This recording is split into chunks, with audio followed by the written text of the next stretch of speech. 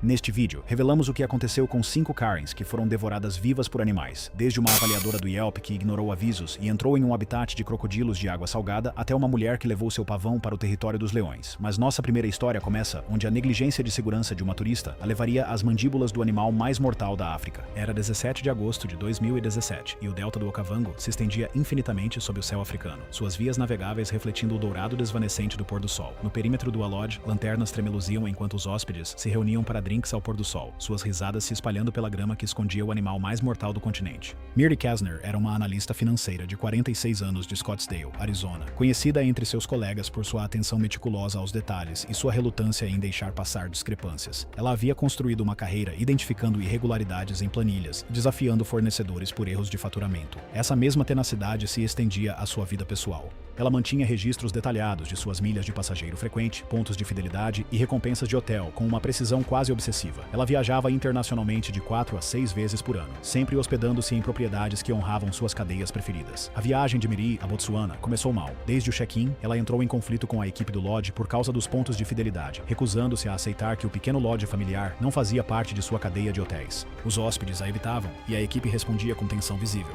Naquela noite, os guias lembraram repetidamente aos hóspedes para permanecerem dentro do perímetro marcado por cordas e iluminado por lanternas. Eles explicaram que a vida selvagem estava ativa ao anoitecer e que a grama ao redor escondia trilhas de animais bem usadas. Os hóspedes notaram que Miri ouvia com visível impaciência, bebendo seu gin tônica enquanto escaneava a paisagem, escurecendo com sua lanterna de mão. Quando notou o movimento na grama alta além do brilho das lanternas, anunciou para ninguém em particular que viu um porco-espinho. Um guia júnior se aproximou dela e sugeriu que ela esperasse pelo safari matinal para fotografar a vida selvagem. Miri o dispensou, passando pela última corda e entrando na grama. O guia chamou por ela sobre os caminhos dos hipopótamos, mas ela já estava a cerca de 10 metros, mais perto da borda da grama. Os outros convidados continuaram suas conversas ao redor do fogo, sem perceber que ela havia saído da zona desmatada. Quando alguém notou sua ausência, ela já havia caminhado aproximadamente 65 pés na escuridão, diretamente em uma trilha de hipopótamos que levava à lagoa. Hipopótamos são responsáveis por mais mortes humanas na África do que qualquer outro animal grande, matando centenas de pessoas anualmente. Apesar de sua dieta herbívora e comportamento aparentemente letárgico durante o dia, os hipopótamos são ferozmente territoriais e extraordinariamente agressivos, especialmente à noite, quando saem da água para pastar. O guia sênior, ao fazer a contagem antes do jantar, percebeu que Miri estava desaparecida. Ele imediatamente comunicou-se por rádio com o alojamento principal, enquanto corria em direção à grama com sua lanterna de alta luminosidade, chamando o nome dela. Os hóspedes ficaram em silêncio, percebendo a urgência em seus movimentos. Os hóspedes, perto do fogo, ouviram um barulho violento repentino através dos juncos, seguido por um rugido gutural que uma testemunha mais tarde descreveu como soando como uma máquina industrial. A lanterna do guia captou o movimento. O hipopótamo atingiu Miri com sua cabeça maciça, o impacto inicial a jogando de lado na grama. Ela tentou se levantar, mas o animal investiu novamente, suas mandíbulas abertas, se fechando sobre o lado esquerdo do seu torso com força suficiente para quebrar costelas e perfurar órgãos. A pressão esmagadora da mordida impediu que qualquer grito escapasse. Hipopótamos normalmente atacam com uma combinação de mordidas e pisoteamento, usando seu enorme peso para destruir ameaças. O impulso da investida levou ambos os corpos em direção à beira da água. Ela foi arrastada por cerca de 4,5 metros de lama e submersa em 45 centímetros de água. O hipopótamo mordeu novamente, desta vez na área do ombro e pescoço, sacudindo a cabeça violentamente, um comportamento que os hipopótamos usam para despedaçar ameaças. Por aproximadamente 30 segundos, a agitação continuou na água rasa. O corpo de Miri foi jogado entre as mandíbulas do animal e a margem lamacenta. Quando ela emergiu brevemente, o hipopótamo a atingiu novamente com a cabeça, empurrando-a de volta para baixo. A água encheu sua cavidade torácica esmagada e pulmões. Pessoal de apoio e um guarda florestal chegaram com holofotes e um veículo às 7h31 da noite, mas o hipopótamo já havia se movido para mais fundo na lagoa. Eles localizaram o telefone de Miri e uma sandália no caminho e mais tecido rasgado nos juncos. Com o guarda florestal acompanhando-os para a segurança, seu corpo foi recuperado às 8h15 da noite das águas rasas, parcialmente submerso a 15 metros de onde o ataque começou. O exame do legista documentou trauma contundente e de esmagamento catastrófico no tórax e abdômen, múltiplas fraturas nas costelas, ferimentos graves na pelve e na perna direita, e afogamento como a causa final da morte após incapacitação pelas mordidas. O alojamento imediatamente implementou controles de perímetro mais rigorosos, instalando barreiras temporárias e cordas ao redor da área de Sundowner e exigindo que os guias escoltassem fisicamente praticamente qualquer hóspede que precisasse sair da zona limpa após o anoitecer. Ainda assim, enquanto o alojamento limpava após o hóspede privilegiado, cuja quebra de regras terminou nas mandíbulas do hipopótamo, um processador de seguros no território do norte da Austrália estava prestes a descobrir que o crocodilo de água salgada, escondido sob o iate, não tinha interesse em suas reclamações. Era 3 de setembro de 2018, e as águas esmeraldas do território do norte da Austrália brilhavam sob o sol do final da manhã, enquanto Leanne Bourdiel voltava para a água para o que se tornaria sua última fotografia. Leanne, 39 anos, havia construído uma reputação peculiar no Arizona, não por seu trabalho processando reivindicações de responsabilidade comercial, mas por sua presença prolífica em avaliações online. Seu perfil no Yelp ostentava mais de 400 avaliações com uma classificação média de 2,3 estrelas. Ela fotografava tudo: recibos, crachás de funcionários, criando arquivos de evidências que usava como armas em disputas sobre taxas de serviço e comodidades. Este charter de iate privado através dos remotos pântanos costeiros não foi diferente. Os membros da tripulação disseram que ela já havia documentado uma toalha de cabine que alegou estar úmida e uma omelete de café da manhã que insistiu estar mal cozida. O aluguel do iate privado custou $2.400 por 3 dias, e Leanne pretendia obter o valor total. Amigos disseram que ela pesquisou os melhores ângulos para fotos e trouxe uma capa de telefone à prova d'água para a experiência. Ela chegou à marina de Darwin 15 minutos mais cedo, posicionando-se na frente durante a instrução de segurança. O que Leanne provavelmente não entendia era a natureza dos crocodilos de água salgada, o predador de topo que domina as vias navegáveis do norte da Austrália. Esses répteis pré-históricos regularmente atingem comprimentos de 5 metros e pesos superiores a 450 quilos, com uma força de mordida de aproximadamente 1.700 quilos por polegada quadrada, uma das mais fortes de qualquer animal na Terra. A excursão matinal começou tranquilamente, com o iate de 45 pés ancorando perto de uma enseada cercada de manguezais em águas fora das zonas de turismo estritamente regulamentadas. O capitão, Marcus, era relativamente novo no negócio de fretamento. Ele havia comprado o iate 8 meses antes, após trabalhar como primeiro imediato para uma empresa maior. Ele havia explicado as regras durante o café da manhã. Nada de nadar, nada de membros pendurados sobre a borda e absolutamente nada de entrar na água sob quaisquer circunstâncias. Ele apontou para a água turva e explicou que crocodilos de água salgada estavam ativos na área, especialmente durante os meses mais quentes. Leanne ouviu com visível impaciência, tomando seu café enquanto mexia no celular. Quando o iate ancorou e outros convidados se reuniram no convés superior com binóculos para observar um ninho de águia marinha, Leanne permaneceu na plataforma de natação inferior, tentando fotografar os manguezais de vários ângulos. Ela reclamou em voz alta que a posição do iate estava errada, que não conseguia tirar as fotos que lhe haviam sido prometidas no folheto. Marcus se aproximou dela e sugeriu ir para o convés superior para ter melhores pontos de vista e fotografar com mais segurança. Leanne o dispensou. O capitão lembrou-a de que a plataforma de natação era apenas para embarcar no barco de apoio, não para fotografar, e que ela precisava ficar atrás da grade de segurança. Ela o ignorou, e ele voltou ao leme para verificar a âncora.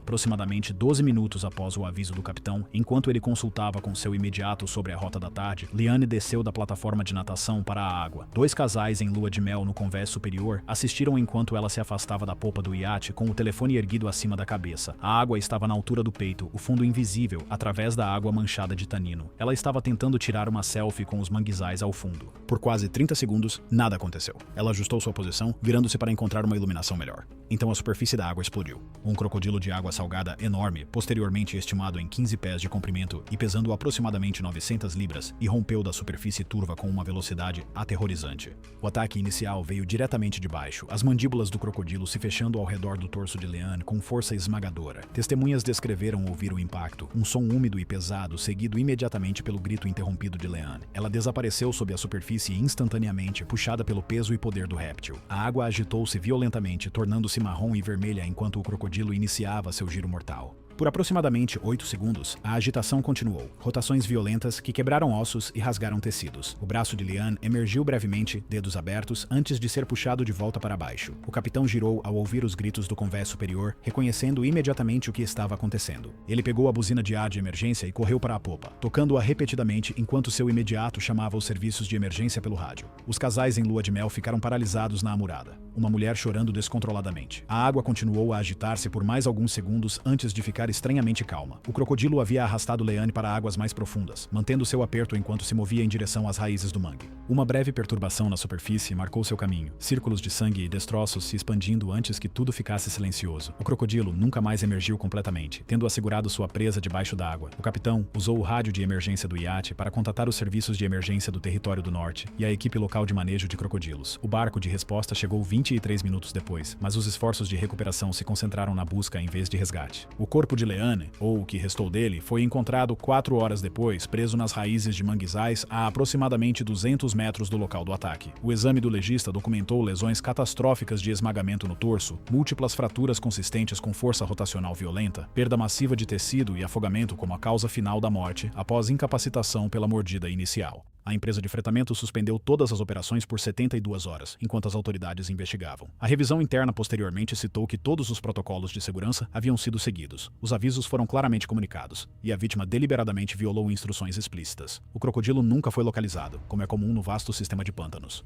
À medida que as águas escurecidas por crocodilos do território do norte se acalmavam de forma enganosa a milhares de milhas de distância em um alojamento remoto na selva, uma mulher que havia passado dias repreendendo a equipe decidiria confrontar um urso pardo que se alimentava no recinto de lixo. Era 12 de setembro de 2016, e o ar da noite ao redor de um alojamento remoto na selva carregava o cheiro penetrante de pinho e da geada que se aproximava. Karina Duval, 53 anos, era uma coordenadora administrativa aposentada conhecida entre amigos e ex-colegas por seus padrões exigentes e tendência a microgerenciar situações que acreditava necessitarem de correção. Ela havia chegado ao Lodge 3 dias antes para um retiro de uma semana na natureza e, dentro de algumas horas, já havia criticado a temperatura do quarto, as porções do jantar, a falta de acesso por elevador e o que ela chamou de comportamento não profissional da equipe da cozinha. Sua reputação entre os funcionários do Lodge já estava desgastada no segundo dia. Vários membros da equipe haviam lidado com suas reclamações e a tensão permanecia sempre que ela se aproximava da recepção ou da área de jantar. Apesar disso, amigos disseram que Karina provavelmente se via apenas como alguém que mantinha o estabelecimento em padrões razoáveis. Sua decisão de intervir com o urso foi consistente com seu padrão de tomar as rédeas quando sentia que outros não estavam agindo adequadamente. O alojamento ficava na borda de uma floresta densa em uma região de ursos pardos, cercado por avisos sobre populações ativas de ursos. A equipe já havia relatado visitas noturnas frequentes de um grande urso pardo macho à área de lixo da propriedade, observando sua ousadia ao se aproximar do alojamento em busca de restos de comida. A pousada operava logo fora dos limites do Parque Federal, onde as regulamentações eram menos rigorosas do que dentro das áreas protegidas. Os ursos pardos na região geralmente pesam entre 400 e 800 libras, com os machos frequentemente excedendo 600 libras no final do verão e início do outono. Quando a hiperfagia, uma compulsão alimentar antes da hibernação, os leva a consumir até 20.000 calorias diárias. Os ursos pardos são mais propensos a manter sua posição quando confrontados. Naquela noite, por volta das 8 da noite, Karina provavelmente viu movimento perto da área de lixo da janela do segundo andar. O trinco do cercado havia sido deixado parcialmente aberto por um funcionário distraído, e o design antigo de trinco único era menos seguro do que os sistemas modernos à prova de ursos.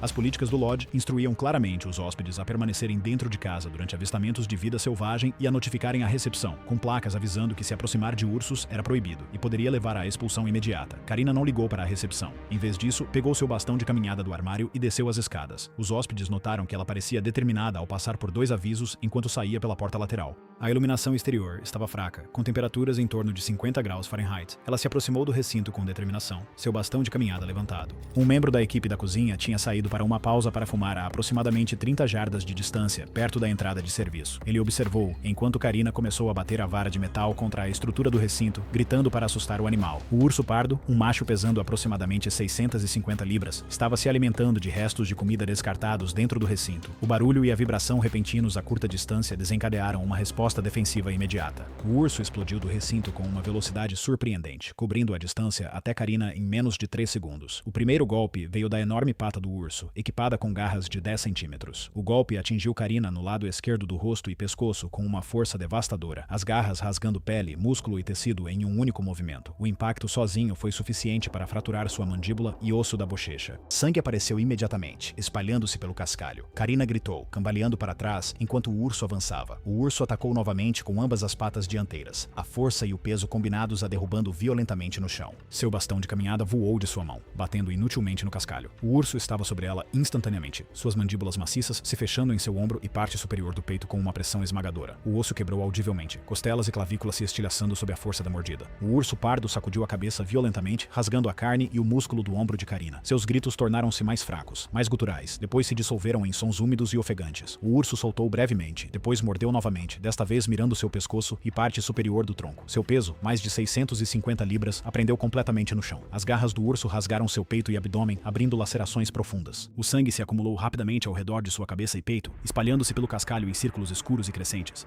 O ataque durou aproximadamente 20 segundos de mutilação intensa, o urso neutralizando o que percebia como uma ameaça direta à sua fonte de alimento. O urso pardo, altamente condicionado a alimentos devido ao acesso repetido ao lixo do alojamento, mostrou uma agressão sustentada além do comportamento defensivo típico. À medida que os movimentos de Karina enfraqueceram e depois cessaram, o urso deu mais 2 mordidas poderosas em seu torso antes de finalmente recuar, bufando e balançando sua enorme cabeça. Ele permaneceu perto de seu corpo imóvel por mais alguns segundos antes de se retirar em direção à linha das árvores. O funcionário da cozinha assistiu, incapaz de processar o que havia testemunhado. Ele recuou para dentro, batendo a porta atrás de si, e caiu no chão da cozinha para discar 911, relatando um ataque de urso pardo. Nenhum dissuasor de ursos, como spray ou dispositivos de ruído, foi utilizado, consistente com o treinamento limitado de resposta à vida selvagem do alojamento e o estado de choque do funcionário. Oficiais locais de vida selvagem e serviços de emergência chegaram aproximadamente 18 minutos após a chamada inicial. A essa altura, o urso pardo havia recuado para a floresta, deixando enormes pegadas nas pedras ensanguentadas. Os socorristas encontraram Karina inconsciente, seu corpo terrivelmente mutilado com trauma extenso no rosto, pescoço, peito, braços e abdômen. O relatório do legista do condado listou a causa da morte como exsanguinação e ferimentos traumáticos consistentes com um ataque de urso pardo. Mas mesmo que a proatividade equivocada de Karina tenha terminado em tragédia, na Louisiana, uma mulher se inclinaria demais sobre uma grade para provocar um predador de topo para uma foto. Era 8 de julho de 2017 e o calor da manhã já havia se instalado sobre a Louisiana, tornando o ar denso e opressivo. Em um parque de répteis, uma excursão de 24 alunos do 5º ano se aglomerava perto da loja de presentes, sua energia contida pela temperatura crescente. Tanya Meyer tinha 47 anos. Era uma trabalhadora temporária de escritório de Baton Rouge que havia passado por 16 diferentes atribuições nos últimos 3 anos. Seus registros de emprego mostravam um padrão que preocupava as agências de recrutamento. Desempenho de trabalho satisfatório ofuscado por frequentes reclamações sobre condições de trabalho, comportamento de colegas e ofensas percebidas. Ela havia apresentado queixas formais em 4 locais diferentes. Naquela manhã, Tanya tinha dirigido até o parque sozinha, usando um cupom promocional que prometia uma experiência interativa com a vida selvagem. Postagens frustradas nas redes sociais mostraram que ela havia chegado esperando animais ativos e oportunidades para fotos, não a realidade de répteis conservando energia no calor do meio-dia. A principal atração do parque, um grande jacaré americano adulto chamado Brutus, estava imóvel em seu fosso de concreto, mal visível entre as rochas artificiais, troncos submersos e água turva. O fosso de observação ficava em um canto sombreado da instalação, cercado por uma grade de metal de 42 polegadas de altura e uma barreira de corda colocada a 3 pés de distância, que havia sido empurrada para frente pela multidão mais cedo naquela manhã. Os jacarés americanos são predadores enganosos, capazes de permanecer imóveis por horas, enquanto conservam energia para então explodirem em ação com uma velocidade surpreendente. Apesar de pesarem centenas de libras, eles podem lançar todo o comprimento do corpo em menos de 1 segundo. A força de sua mordida foi medida em mais de 2.900 libras de pressão, poderosa o suficiente para esmagar o crânio de uma vaca. Os atendentes adolescentes de bilhetes explicaram repetidamente que reembolsos exigiam a aprovação do gerente. E o gerente estava no almoço, mas poderia ser chamado. Tanya ignorou isso e caminhou em direção ao fosso do jacaré com seu guarda-chuva e telefone, passando por um grupo de alunos da 5ª série. 2 acompanhantes tentaram manter as crianças atrás da corda, mas Tanya passou para a grade. Primeiro, ela levantou o telefone para fotografar o jacaré imóvel, depois, aparentemente insatisfeita, cutucou a água com seu guarda-chuva. Quando isso falhou, ela levantou e soltou, atingindo as costas de Brutus com um leve respingo, antes de deslizar entre ele e a parede do fosso. O ataque começou no instante em que Tanya se inclinou sobre o corrimão para pegar seu guarda-chuva. Brutus, respondendo ao contato em movimentos súbitos, lançou-se para cima com força explosiva. Suas mandíbulas se abriram amplamente, revelando fileiras de dentes cônicos projetados não para mastigar, mas para agarrar e segurar. Ele mordeu o antebraço direito de Tanya com pressão esmagadora, os dentes penetrando pela pele e músculo até o osso abaixo. O corpo de Tanya foi puxado para a frente enquanto o peso do jacaré a puxava. Ela agarrou o corrimão com a mão livre, seus pés levantando do chão, enquanto Brutus começava a recuar em direção à água mais profunda. O corrimão de metal tinha apenas 42 polegadas de altura, uma altura considerada suficiente quando os visitantes permaneciam atrás da corda de segurança, mas totalmente inadequada contra a força de tração de um réptil poderoso. Seu aperto falhou em segundos. Ela caiu sobre o corrimão de cabeça, aterrissando na borda rasa do fosso com um grande splash. Brutus imediatamente iniciou um giro mortal, seu corpo maciço girando com força violenta. O braço de Tanya torceu-se de forma grotesca. A água ao redor deles explodiu em espuma e agitação, enquanto o jacaré continuava girando, cada rotação arrastando-a mais para o fundo. Através da água agitada, flechas da blusa florida de Tanya eram visíveis, junto com listras de vermelho que se espalhavam rapidamente pela água turva. Após aproximadamente 20 segundos de agitação violenta, a superfície ficou imóvel. Brutus havia submergido completamente, arrastando Tanya para o fundo da seção de 12 pés de profundidade do fosso. Pequenas bolhas continuaram a subir à superfície por quase 1 minuto depois. O atendente do parque chegou com uma vara longa, mas não havia nada visível para alcançar. A água havia se acalmado de forma ominosa, quebrada apenas por ondulações crescentes de sangue. Os socorristas chegaram em 11 minutos, tempo em que Tânia já estava submersa há quase 15 minutos. Um oficial de vida selvagem coordenou com a equipe veterinária e o serviço de emergência antes de imobilizar quimicamente Brutus com um dardo, um processo que levou 40 minutos para fazer efeito total. Uma vez que seus movimentos foram reduzidos, a equipe de mergulho de resgate entrou no recinto e encontrou o corpo de Tânia preso sob um tronco submerso, com o braço direito amputado no cotovelo e o torso esmagado. O relatório preliminar do legista citou afogamento complicado por lesões traumáticas e exsanguinação como causa da morte. O parque de répteis fechou por 6 dias após o incidente e o advogado do proprietário do parque emitiu uma declaração enfatizando que os avisos de perigo estavam claramente afixados e que os protocolos de segurança foram violados. Brutus foi transferido para uma instalação estadual de vida selvagem, onde permanece em um recinto seguro, seus comportamentos naturais inalterados pelos eventos daquela manhã de julho. Mesmo enquanto o jacaré da Louisiana completava seu giro mortal sob a superfície agitada, uma revendedora de decoração para casa no Arizona discutia para entrar em um safari drive-thru e saía de seu veículo diretamente no caminho de uma leoa em carga. Era 12 de outubro de 2016 e o sol do Arizona brilhava sobre um parque de safari, lançando sombras duras ao longo da rota do safari drive-thru. O Honda CR-V prateado de Sharon Pell estava parado no portão de entrada. Seu pavão de apoio emocional estava empoleirado de forma desajeitada no banco do passageiro coberto por uma toalha. Sharon, 41 anos, operava um negócio de revenda de decoração para casa a partir de sua casa em Gilbert, adquirindo móveis e acessórios vintage que vendia através de mercados online. Sua presença nas redes sociais mostrava um padrão de disputas com varejistas, prestadores de serviços e empresas locais, frequentemente invocando políticas de direitos do consumidor com persistência agressiva. Seus conhecidos a descreviam como alguém que via cada transação como uma potencial negociação, cada política como uma sugestão em vez de uma regra. O pavão, um macho de 2 anos chamado Apollo, que ela havia adquirido 6 meses antes, foi declarado seu animal de apoio emocional através de um serviço de registro online, embora nenhum terapeuta licenciado o tivesse recomendado. O propósito declarado de sua visita naquela tarde de domingo era fotografar Apollo contra cenários naturais para sua conta no Facebook, que misturava postagens de decoração de interiores com imagens de seu animal de estimação não convencional. Ela teria dito à equipe que escolheu o Safari Drive-Thru do parque porque prometia encontros próximos com animais a partir da segurança do próprio veículo. Sharon interpretou o requisito de segurança do veículo como aplicável a humanos, não ao pássaro que ela considerava seu companheiro. O que Sharon provavelmente não entendeu foi a natureza predatória dos leões africanos em qualquer ambiente, cativo ou selvagem. As leoas são as principais caçadoras do grupo, trabalhando cooperativamente para abater presas. Elas podem atingir altas velocidades em curtas distâncias e possuem força para derrubar animais que pesam mais de 1000 libras. O atendente do portão explicou as regras do parque. Mantenha janelas e portas fechadas e pare apenas nos locais designados. Sharon assinou o termo de responsabilidade apressadamente após uma longa discussão. Um sinal vermelho na entrada das planícies africanas repetia essas regras e um guarda florestal tinha comunicado preocupações sobre Apollo, mas seu CR-V já estava dentro. Cerca de 8 minutos após o início da viagem, ela parou aproximadamente 200 metros além da entrada, abaixou a janela do passageiro e ajudou Apollo a se empoleirar meio dentro do veículo. Outros motoristas buzinavam enquanto sua cauda de quase 4 pés descia pela lateral do carro. Uma leoa, mais tarde identificada como Nala, uma fêmea de 6 anos pesando aproximadamente 280 libras, estava descansando na grama alta a cerca de 40 pés da estrada. No momento em que Apollo voou do batente da porta e pousou desajeitadamente no chão, lutando para se equilibrar com suas asas cortadas, a cabeça de Nala se levantou. Testemunhas viram a leoa se levantando, seu corpo abaixando-se em uma postura de caça. Sharon abriu a porta e saiu chamando o nome de Apollo enquanto se movia em direção ao pavão. Várias testemunhas relataram que ela parecia mais irritada do que assustada, tratando a situação como um incômodo em vez de perigo. Ela deu talvez 3 passos quando Nala avançou da grama, cobrindo a distância em menos de 4 segundos por cerca de 40 jardas. A leoa atingiu Sharon de lado com uma força devastadora, seu corpo inteiro colidindo com o de Sharon e derrubando-a no chão. O impacto por si só provavelmente causou lesões por força contundente, consistentes com fraturas nas costelas. Testemunhas no veículo diretamente atrás de Sharon descreveram ver as mandíbulas da leoa fecharem-se em torno do pescoço e ombro de Sharon. Os leões matam presas grandes por sufocamento, geralmente apertando a garganta para esmagar a traqueia ou cortar artérias principais. Os gritos de Sharon duraram apenas segundos antes de se tornarem sons úmidos e gorgolejantes. Uma segunda leoa, Zara, apareceu de trás de uma formação rochosa dentro de segundos após o ataque inicial. Esta resposta coordenada é um comportamento típico de um bando. Uma vez que um membro ataca a presa, outros se aproximam para ajudar e compartilhar a caça. Zara agarrou a parte inferior do corpo de Sharon, suas garras, retráteis mas estendidas durante a caça, rasgando o jeans e penetrando na carne das coxas e abdômen de Sharon. As duas leoas atacaram simultaneamente em pontos separados do corpo em um aperto de estilo de de alimentação.